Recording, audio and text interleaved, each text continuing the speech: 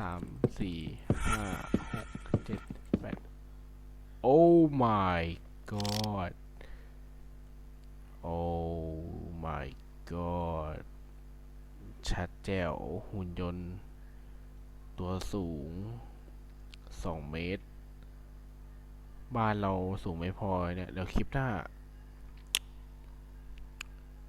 เอ่อผมคิดว่าคลิปหน้าเราน่าจะต้อง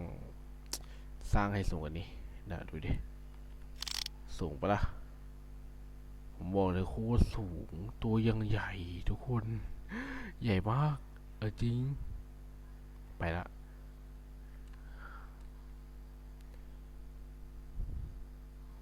ตัวยังใหญ่อะ